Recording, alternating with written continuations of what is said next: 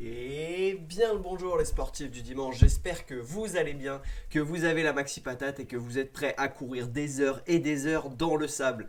Vous l'avez vu aujourd'hui, une vidéo, un format un peu long et explicatif où le but c'est de se poser et de vous présenter absolument tout le matériel que j'utilise, que j'ai prévu d'utiliser, l'entraînement que j'ai prévu de faire et la nutrition que j'ai prévue pour l'Half Marathon des Sables. Voilà. On est actuellement jeudi 16 septembre. Et l'Half Marathon des Sables, c'est le 26 septembre. On est donc à 10 jours du départ pour l'Half Marathon des Sables. Autant vous dire qu'à 10 jours, tout est prêt. J'ai tout l'équipement à côté de moi. Là, c'est un peu le bordel. Je vais essayer de vous présenter tout ça. La vidéo va être un petit peu plus longue que d'habitude parce que je vais essayer d'être complet et de répondre à pas mal de questions que j'ai reçues sur Instagram. Voilà, elle va se composer en trois parties. Première partie, on va analyser l'entraînement que j'ai suivi, si on peut appeler ça un entraînement. Je vais vous expliquer un peu par où je suis passé.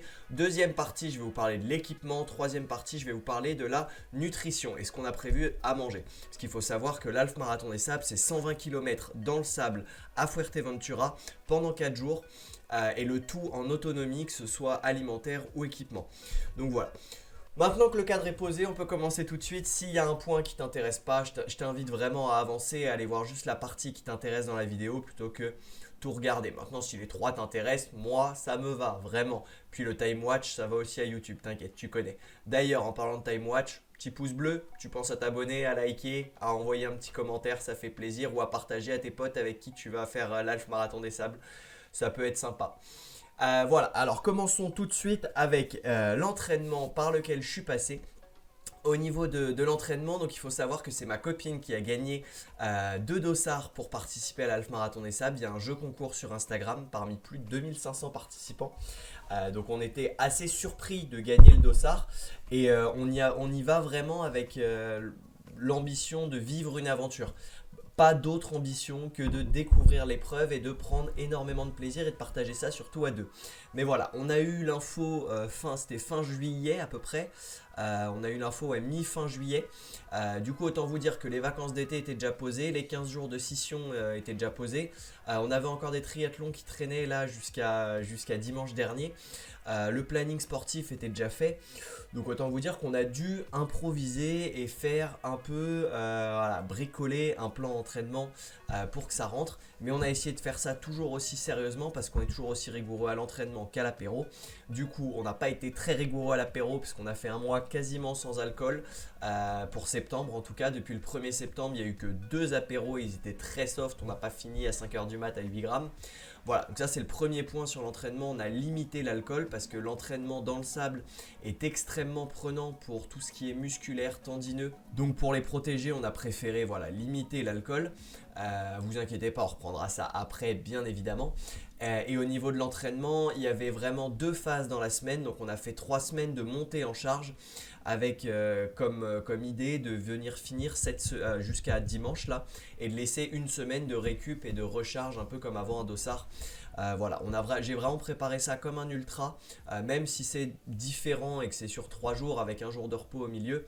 On a vraiment préparé ça comme si on devait courir 120 km one shot dans le sable. Comme ça, on sera prêt au maximum. Voilà, il y avait vraiment par semaine 2 blocs qui étaient visibles. Donc il y avait le bloc mardi, mercredi, jeudi et le bloc samedi, dimanche. Le but du mardi, mercredi, c'est de monter en charge petit à petit et diminuer en intensité, de faire une espèce de croix. Donc avec le mardi du fractionné sur sable, ça pouvait être du 30-30, du 1 minute ou une séance de dune. C'est les 3 séances de fractionné qu'on a fait le mardi. Du cours de l'intensif, objectif c'était de bosser l'explosivité, de travailler la vitesse, de travailler musculairement. Voilà, c'était vraiment ça l'objectif, de venir exploser et au niveau du cardio et de venir exploser tout ça. Là, on se mettait pas forcément en condition, pas d'équipement, on allait juste avec nos tenues de running, naturellement juste dans le sable, aller faire la série de fractionnés dans le sable. Le mercredi, on allait faire une sortie. Alors, il y a eu différents types de sorties, mais l'idée le mercredi, c'était de faire une sortie mi-longue, mi-active. Voilà, c'était entre de l'endurance pure. Alors, même si on était à allure EF, on était quand même un peu plus actif que ce qu'on prévoit, que les allures qu'on prévoit sur l'Half Marathon des Sables. mais on était moins rapide que sur la séance de fractionné. L'idée c'était de faire 1h30, 1h45 active, donc quand je dis active c'était allure 6,30 dans le sable, à faire des allers-retours dans le sable et essayer de courir tout du long. Voilà, donc on diminue l'intensité par rapport au fractionné, mais on augmente le temps passé dans l'effort. Et enfin on finissait le jeudi avec 2 heures, 2 heures et demie, cette fois beaucoup plus souple à allure half marathon des sables, donc c'est-à-dire on était un peu plus rapide, mais entre 6 et 7 km/h de moyenne, soit 9, 9,30, 10 minutes de moyenne par kilomètre. Voilà, c'est à peu près ce qu'on a fait. Et cette fois, on prenait l'équipement, on allait dans du sable, bien du sable de dune, bien mou, comme on aime. Et là, on prenait tout l'équipement, on essayait de se charger. Dès qu'on a eu le sac, on a pris le sac, on a pris les chaussures, les guêtres, les bâtons, etc. On a vraiment essayé de tout prendre. Voilà, pour l'entraînement, ça c'était la première partie du bloc. On est monté en charge comme ça sur 3 semaines. Et pareil pour le week-end. Le week-end, c'était enchaînement de ces séances enchaînées, donc le samedi et le dimanche, 2 séances longues avec 2, 3 heures, 3, 4 heures et 4, 5 heures. Donc là, dimanche, on va finir avec 4, 5 heures notre montée en charge. Voilà, ça c'est le théorique parce qu'évidemment on a eu un triathlon dimanche dernier, donc le 3-4 heures on n'a pas pu le faire. On est allé s'entraîner à la place et on est allé exploser un triathlon M. On s'est quand même entraîné, on n'a pas rien fait, mais voilà, c'était pas du spécifique, c'était pas idéal. Encore une fois, on bricole et on fait comme on peut avec les dossards qu'on a qui restent. Mais ça reste un entraînement qu'on a fait sérieusement. Donc là, il reste, là tout l'équipement que je vais vous présenter, c'est tout ce qu'on va emmener sur les sables. Le sac est prêt à 2 petits détails près, donc il doit manquer 200 grammes. Le sac est prêt et fait 6,3 kg. On est loin en dessous des 8 kg. Il faut rajouter à ça les 1,5 litre d'eau qu'on a dans les gourdes, donc 1,5 kg en plus. On va avoisiner du coup, avec les 2 équipements qui manquent et l'eau, on va avoisiner les 8 kg de sac, ce qui est à la fois lourd et à la fois pas lourd. C'est-à-dire que pour courir, c'est quand même sur 60 bornes, ça devient lourd. Maintenant 8 kg, moi j'étais surpris, c'est vraiment pas très lourd. Voilà. Ça c'était pour l'entraînement. Donc là dimanche on va aller tester tout l'entraînement en conditions vraiment comme si on y était. L'idée là de samedi dimanche, une semaine, un peu plus d'une semaine avant, parce que le départ c'est le dimanche, mais on commence à courir que le mardi. Donc en fait on a 8 jours complets de récup. Et l'idée là ça va être d'enchaîner samedi et dimanche 4 heures et 5 heures dans le sable avec tout l'équipement. Voilà, vraiment faire comme si on était au marathon des sables. On va même prendre le réchaud, des pastilles et manger et se nourrir comme si on y était, pour vraiment tout tester une dernière fois, voir s'il y a des irritations qui apparaissent, voir si l'alimentation passe bien, voir si l'équipement passe bien en général, s'il n'y a pas d'ampoule, etc. Voilà, au niveau de l'entraînement, c'est à peu près tout ce qu'on a fait et mis en place avec du renfort. Évidemment, le renfort dans le sable, c'était indispensable. Et surtout, on a utilisé cette petite crème NOC, je ne sais pas si vous connaissez. C'est voilà, pendant 20 jours avant, donc tout septembre, tous les soirs, on s'est crémé les pieds avec cette crème. On faisait voilà, des petits massages de pieds, donc en plus de se détendre, ça permettait de mettre la crème et en fait ça permet de renforcer. Et là, autant vous dire que j'ai pas mal de cornes au niveau des pieds à force des entraînements dans les chaussures.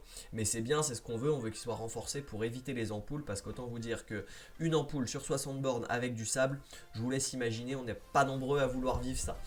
Voilà, donc au niveau de l'entraînement, c'est à peu près tout ce que j'ai à vous dire. On a fait le tour, c'est tout ce qu'on a mis en place. Évidemment, normalement, il n'y a pas qu'un mois, il n'y a pas qu'un cycle de préparation. Idéalement, il faudrait minimum 3 mois de prépa. Après, on a surfé sur une forme, voilà, on est sportif régulier.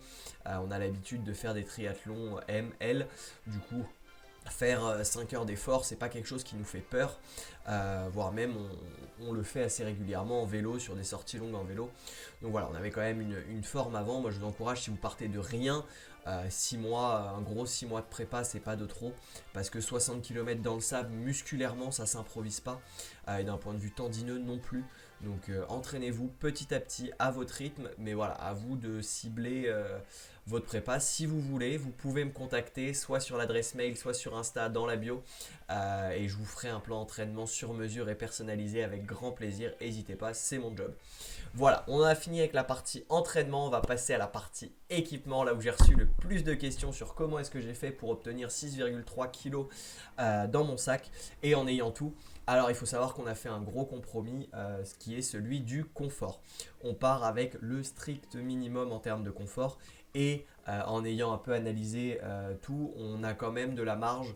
On peut encore faire des efforts à droite à gauche, à gratter, comme sur le vélo, en triathlon, à gratter des 50 grammes à droite et à gauche. C'est pas grand chose, mais mine de rien, tout cumulé fait que on obtient ce gain intéressant sur le long terme. Donc au niveau de l'équipement, vous retrouverez, je vous mets à télécharger dans la description exactement ce qu'il y a dans mon sac avec les marques et les références de tous les équipements. Donc voilà, si vous voulez savoir exactement ce que j'ai mis dans mon sac, vous avez tout dans la description en détail. Donc n'hésitez pas à aller voir et à la télécharger.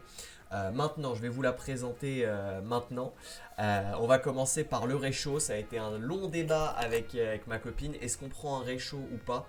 On a fini par craquer pour un petit réchaud. J'avoue, quand j'ai vu que c'était 250 grammes, bon, c'est toujours 250 grammes en plus. On aurait passé sous les 6 kilos sans. Mais manger chaud, je pense que comme c'est un premier, ça va faire assez plaisir. Donc voilà, on a un petit réchaud qu'on a acheté dedans. On optimise la place, hein, évidemment. Dedans, il y a des chaussettes. On va manger des petites pâtes au jus de chaussettes. On a le réchaud, excusez-moi pour le bruit, on a le réchaud voilà, qui se constitue comme ça, juste pour venir faire réchauffer de l'eau. Hop, et le petit couvercle. Pour venir faire chauffer de l'eau. Et c'est 250 grammes. Et en plus, tout ce compact, c'est ultra compact. Et à l'intérieur, voilà, comme montré, on peut rentabiliser ça avec, alors pour l'instant, c'est des chaussettes propres. Mais plus tard on viendra mettre d'autres choses propres parce qu'évidemment on va pas mélanger le propre et le sale.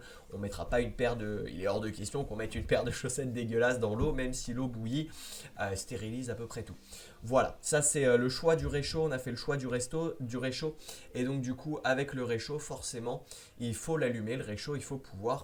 On ne peut pas emmener de réchaud à gaz dans le désert. Je vous laisse réfléchir 2 secondes pourquoi. Évidemment si vous voulez que ça explose, emmenez-le, sinon c'est totalement interdit. Et donc on a acheté, pareil, c'est vendu avec, on a acheté tout ça sur le Vieux Campeur, des petites pastilles d'alcool ou une pastille, donc c'est vraiment super léger, super petit. Une pastille fait chauffer 250 grammes d'eau. Donc voilà, donc 2 pastilles suffisent à faire chauffer 500 ml d'eau. Tout ça, c'est des calculs qu'il faut que vous ayez en fonction de votre bouffe, en fonction de vos choix à vous.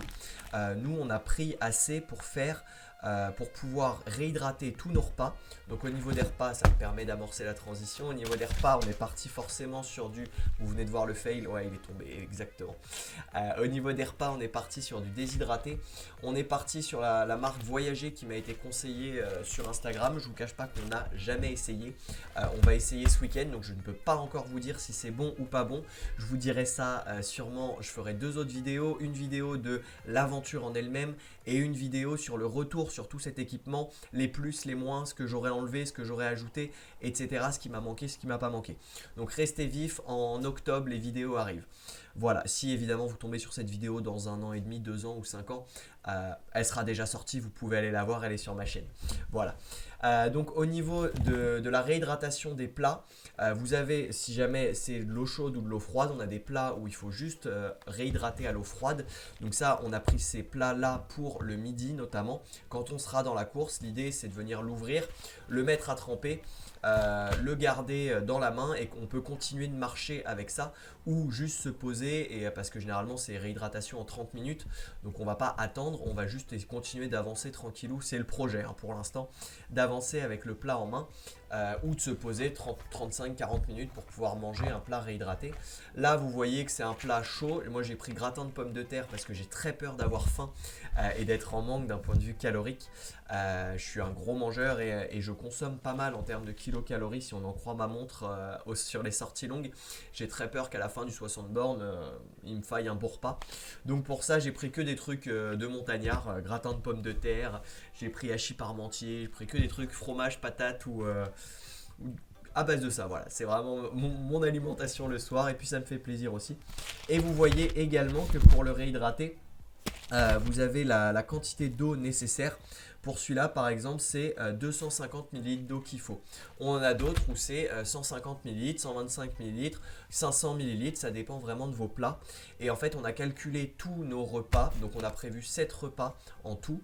Donc moi j'en ai 7, ma copine en a 7, ça fait 14. On a prévu suffisamment de pastilles d'alcool pour réchauffer, sachant qu'une pastille c'est 250 ml, on a prévu suffisamment de pastilles pour pouvoir réchauffer tous nos plats et surtout que nos plats soit en connivence, c'est-à-dire que le jour où je mange un plat qui a besoin de 250 ml d'eau, qu'elle ne mange pas un plat qui a besoin de 300 ml ou 350 ml d'eau, parce qu'on a une contenance dans la casserole que de 500 ml. J'espère que je ne vous ai pas perdu. C'est assez simple, c'est vraiment tout con, il faut juste prendre le temps de se poser, de calculer, voilà, et de pouvoir enchaîner. En fait, il faut que son plat aille avec mon plat et qu'au cumul des deux plats, on obtienne 500 ml pour pouvoir réhydrater le mien et le sien sans faire deux casseroles et avoir suffisamment de pastilles de feu d'alcool pour pouvoir réchauffer 500 ml d'eau par repas. En plus de ça, on a prévu quelques pastilles supplémentaires pour cette petite merveille. Je ne sais pas si vous connaissez, mais je pense que vous connaissez, c'est des cubes bouillon Knorr. Ça, on a prévu de les manger en soupe. Vraiment, ça va être notre soupe, ça va être ça et de l'eau. Vraiment, on n'aura pas de pâtes, rien dedans. Peut-être on a des pâtes à la sauce tomate, peut-être qu'on essaiera des petits mélanges. Mais normalement, on a prévu vraiment juste de pouvoir mettre ça dans 500 ml d'eau et se faire une pinte d'eau chacun. Ou une demi-pinte d'eau chacun tous les soirs. Je sais plus ce qu'on a prévu exactement, mais voilà, on a prévu des pastilles, une par repas, donc une le midi, une le soir. Et on a prévu ça juste pour pouvoir recharger en minéraux et se réhydrater comme il faut. Parce qu'il ne faut pas oublier qu'on est dans le désert, l'hydratation est hyper importante. Qui dit hydratation dit minéraux. Si vous n'avez plus de minéraux, ça ne sert à rien de boire, vous allez juste évacuer l'eau. Donc voilà. Hyper important parce que c'est très salé. Les bouillons Knorr, pareil, on les a enlevés de la boîte. Je crois que je l'avais là. Non, j'ai plus la boîte. Ils étaient dans une boîte. Pareil, on enlève la boîte. C'est quelque chose qui ne sert à rien. On les porte directement comme ça en petits bouillons. Voilà pour les repas du midi, du soir. Donc le midi, on mange sans eau chaude. Le soir, on mange avec de l'eau chaude. Avec des petites soupes à chaque fois, midi ou soir. Ou alors, on prévoira de la soupe dans la gourde. On ne sait pas encore comment on va s'organiser exactement. Mais voilà, on trouvera là-dessus. C'est juste de l'astuce. Au niveau des à côté, donc pour le matin, on a prévu des granolas faits maison. On est en train de réfléchir et de tester encore la recette. Mais voilà, je vous partagerai sûrement ça sur Instagram si jamais vous voulez. Donc n'hésitez pas à me demander sur Insta. Toujours pareil, c'est dans la bio. Mais on va sûrement faire nous-mêmes notre granola en mélangeant des muesli, des figues, des raisins, des noix pour avoir un truc assez complet en protéines, en glucides et avoir un apport qui nous tienne sur la journée et moi qui me cale au bide parce que j'ai besoin de manger aussi. Je sais que le problème de la faim est un problème qu'il va falloir traiter parce que j'ai souvent rapidement faim et je deviens irritable quand j'ai faim. Je pense qu'on est nombreux en tant que sportif à être comme ça. Je sais que quand j'ai faim, je peux tenir une demi-heure, une heure, 2 heures. Après, je deviens imbuvable. Vraiment, je suis sur les nerfs et il faut que je mange. C'est juste un besoin. Voilà. Alors que ma copine gère très très bien ça. Elle peut ne pas manger de la journée et toujours être aussi sympa. Comme quoi, ça dépend des gens. Pour manger, on a prévu une cuillère toute simple, cumulée à un couteau. Ça vient de Nature et Découverte. Normalement, il y a une fourchette et un tire-bouchon de l'autre côté qui viennent s'empiler là-dessus. Donc, c'est pas idéal. On n'est pas sur le couteau parfait pour l'Half Marathon des Sables. Il est un peu gros. Même la cuillère est un peu grosse. Voilà. Je sais que certains pros prennent juste un petit couteau et mangent avec le couteau ou boivent directement à même le truc. Voilà, c'est pareil. C'est des astuces pour gagner 100 grammes. Nous, on a fait le choix quand même d'emmener ça et d'avoir un petit confort de cuillère parce que ça va, on va déjà vivre comme des sauvages. On peut au moins avoir une cuillère, un minimum de dignité. Au niveau des à côté, des petits plaisirs, je me suis dit que mentalement, ça serait important d'avoir quelque chose, voilà, gustativement. Le matin, on mange des muesli, le midi et le soir, on va manger du réhydraté. Le réhydraté, ça peut être bon, mais c'est pas non plus, voilà, on n'est pas sur des œuvres gastronomiques. Donc pour ça, j'ai pris mes pommes potes préférées, j'en ai pris 2. C'est des grosses pommes potes qui sont censées 330 grammes, qui sont censées normalement tenir ça m'accompagne normalement sur un bon 5 heures d'effort. Donc normalement, juste avec ça, je tiens les 30 bornes. Et des barres protéinées de chez Nutri, haute barre, que j'affectionne beaucoup. et que je digère très bien. Donc voilà, c'est mes petits plus à moi, c'est ce que je prends sur beaucoup de sorties longues et d'entraînements longs, ça a été testé et retesté, c'est plus qu'approuvé. Donc voilà, ça c'est pour moi, pour mes plaisirs, c'est absolument pas indispensable, mais je me dis, je pense que je vais commencer le 30 bornes, les 30 bornes je prendrai une barre et le 60 bornes et le jour de repos je prendrai les pump pots. Je pense que c'est comme ça que je vais répartir les choses, mais ça permet surtout d'avoir des petits plaisirs qui mentalement font que voilà, un peu de sucre, un peu de kiff, de plaisir. Voilà pour la nutrition, je crois que j'ai fait le tour, on a tout, on a matin, midi et soir et ça s'arrête là. Donc c'est assez sommaire mine de rien, c'est juste beaucoup de calculs de kilocalories, je vous épargne tous les calculs de kilocalories. Moi j'ai vraiment essayé de prendre le max, hein. Je me suis pas fait chier à faire des calculs, je me suis juste dit j'en aurais pas assez. Voilà, donc j'ai pris au maximum en respectant la limite fixée qui est assez haute, la limite fixée par l'Half Marathon des Sables. Voilà, passons maintenant à la troisième partie, l'équipement qui est un peu plus longue. Donc là vous retrouverez tout pareil en lien dans la bio en complet. Je vais essayer de vous faire une description complète de tout l'équipement que j'ai, de la marque que j'ai utilisée, etc. On commence par la tenue à la journée. Au niveau de la tenue à la journée, j'ai décidé de partir sur un t-shirt technique trail Simalp. Classique, 35 euros, voilà, il fait le taf, il a été testé aujourd'hui et approuvé parce que je l'ai reçu un peu tard. Et pareil chez Simalp, le short cuissard, voilà, cuissard de compression, de trail aussi qui m'accompagneront sur tous les autres trails. Mais ça c'est au niveau voilà, du t-shirt et du shirt. Au niveau des chaussettes, j'ai mes chaussettes fétiches de chez Brooks qui ont déjà normalement elles sont blanches.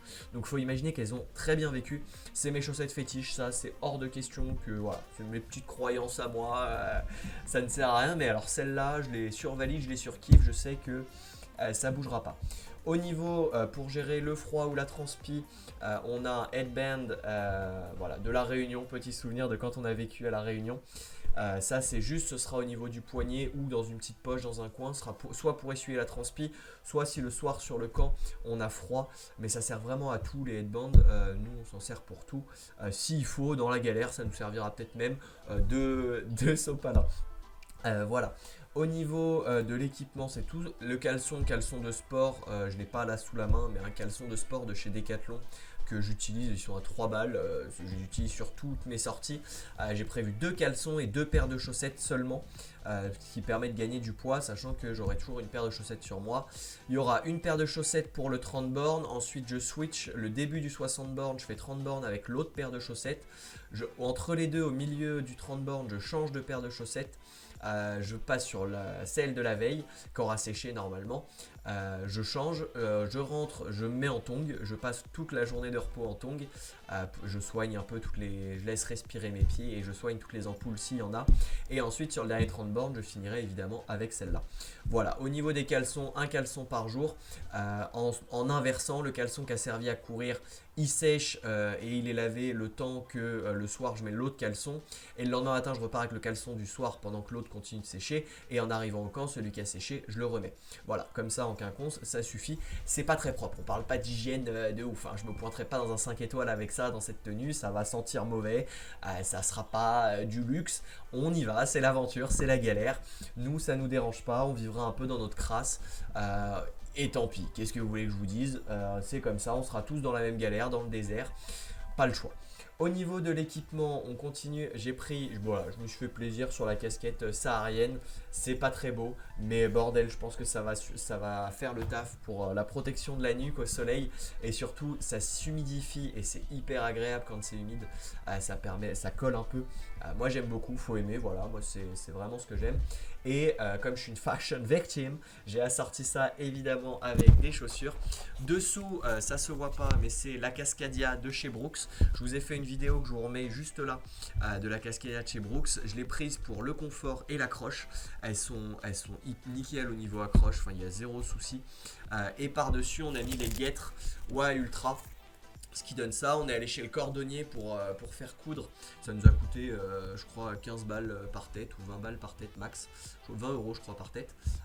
Et on est allé coudre, voilà, il a cousu tout ça. C'est nickel, c'est étanche, ça c'est testé et plus qu'approuvé. Il y a 0 grain de sable qui rentre sur nos sorties longues de 2 heures ou 3 heures avec l'équipement. Ça c'est plus que validé avec entre les chaussettes, les guêtres, la chaussure, il y a très peu de sable qui rentre dans la chaussure comparé à tout début quand on n'avait rien. rien, où il y avait énormément de sable. Au niveau des lunettes de soleil, toujours chez Julbo, ça c'est voilà, c'est le modèle, alors là elles sont sales parce qu'elles reviennent de l'entraînement que j'ai un peu transpiré dessus. C'est le modèle Ultra Grand Raid, je crois, Ultra Light Grand Raid de chez Julbo. Donc c'est celles qui ont été designées pour l'Ultra Trail à la Réunion. Légères, elles tiennent bien, elles s'accrochent bien à la tête, elles protègent en plus. Ce que j'adore, c'est que la luminosité bouge, donc plus il y a de soleil, plus elles sont opaques, mais ça reste discret. C'est pas le truc de kéké où ça devient vraiment tout noir. C'est juste voilà, ça protège idéalement les yeux pour éviter le mal de crâne. Lunettes de soleil indispensables. On est dans le désert, il va faire grand soleil toute la journée. 12 heures dans le soleil avec du soleil dans les yeux. Si vous voulez pas finir avec une migraine ophtalmique, indispensable lunettes de soleil. Voilà, de chez Julbo. Et au niveau de la frontale pour si jamais on part tôt le matin ou tard le soir, classique, fort classe de chez Decathlon, pareil, Decathlon, hein, virement toujours, on attend. J'en parle dans toutes mes vidéos, je ne suis absolument pas ambassadeur ou quoi que ce soit, c'est juste qu'ils font de la très bonne cam pour un ratio prix qui est hyper intéressant. Voilà pour l'équipement de base. Je crois que j'ai tout dit. Ensuite, évidemment, vient hop là, le sac. On a craqué aussi. On a pris l'Ultra Bag 20 litres de chez Waha. Pas indispensable. Vous en avez d'autres de chez Oxytis ou de chez Red Light, je crois. Vous en avez pas mal d'autres. Il faut juste que ça fasse 20 litres. Tant que ça fait 20 litres, c'est bon. On se retrouve voilà, avec devant les tongs. Dedans, j'ai mis le tapis de sol gonflable de chez Decathlon. Le sac de couchage pour 10 degrés qui va entre 5 et 10 degrés. Pareil de chez Decathlon. Le sac de couchage, petite astuce, j'ai enlevé l'enveloppe du sac de couchage et j'ai réparti le sac de couchage un peu partout. Et le sac de couchage fait une enveloppe de toutes mes fringues qu'il y a à l'intérieur. Et à l'intérieur, du coup, on retrouve un collant et un t-shirt thermique avec ma polaire et un coupe-vent. C'est voilà, grosso modo tout ce qu'il y a dans le sac avec évidemment les bâtons de trail, le caleçon et les chaussettes de rechange que je porterai pas le jour J. Et après, tac, je crois qu'on a fait le tour. Le PQ, je porte le PQ dessus, mais voilà, je crois qu'il y a tout. Donc le sac à dos 20 litres, le 1,5 litre d'eau avec deux gourdes de 75 centilitres. Une lampe frontale avec la batterie extérieure pour recharger, ça c'est ce qui me manque encore, la batterie extérieure, mais je sais que je vais en trouver une 10 000 mAh avec un câble. C'est pas ce qui pèse très très lourd, ça rajoute un peu de poids, c'est pour ça que là je vous dis on sera à peu près à 8 kg à la fin. On est loin des 10 kg de certains. Au niveau ensuite, je regarde là parce que j'ai toute la liste de notés, celle que je vous mets dans la description. Au niveau des 10 épingles à nourrice, on a ce qu'il faut. Les briquets, on va les commander, mais c'est des petits briquets Tempête. On va les commander sur Amazon, c'est 6,50 € les 6, je crois, quelque chose comme ça, et ils font super bien le taf. Au niveau du sifflet, il est dans le sac Waha Ultra. Au niveau de la poche, on peut siffler, il est assez astucieux. Il est intégré à un clip au niveau des pectoraux, donc du coup on peut siffler dedans, ça fait et clip et sifflet en même temps. Au niveau couteau, donc je vous ai montré, on a ça, couteau fourchette, petit clin d'œil à McFly et Carito. Au niveau, donc voilà, antiseptique cutané, on en a un pour deux, Biceptine, classique, petite solution, 40 ml. On n'a pas besoin de beaucoup plus, on s'était trop chargé quand on avait fait le GR20 en autonomie. On s'était rendu compte qu'en fait on n'avait pas utilisé grand chose et que à la guerre comme à la guerre, tant pis, on a mal, et qu'à part un petit peu d'antiseptique, on soigne, on laisse sécher, et Compeed, ça c'est la vie. Là on a pris 10 Compeed, on est en train de réfléchir à peut-être passer à 20 Compeed pour 4 jours. C'est en discussion, je sais pas, mais voilà, Compeed, pareil, vous ouvrez, vous avez ça, vous ouvrez et hop, vous videz, vous prenez que les pansements, vous prenez pas la boîte, vous allez vous charger pour rien, on vire toutes les boîtes. Voilà. Donc ça, l'antiseptique cutané, la couverture de survie, les cubes Knorr, tout ça je vous en ai parlé. Crème solaire, on a pris 2 crèmes solaires de chez Decathlon toujours. La crème solaire 50 plus waterproof qui résiste à l'effort, qui a été testée, c'est un petit tube orange, je ne l'ai pas là sous la main, mais c'est un petit tube orange. Top de chez Top, il tient toute la journée, c'est de la 50, donc vous n'aurez pas d'insolation ou très peu. Et le deuxième truc, c'est le petit stick à lèvres, pareil, 50 plus pour soit au niveau du nez, soit au niveau des lèvres pour le soir, parce que le soir il y a du vent et il fait froid, donc potentiellement les lèvres gercées, ça peut être sympa d'avoir un petit stick à lèvres. Voilà. 100 € en espèces, la carte nationale d'identité et le certificat médical, ça c'est dans la petite poche devant, petite poche, tu connais, business. Et au niveau du plus, on a les lunettes de soleil, le petit matelas gonflable qu'on a en plus.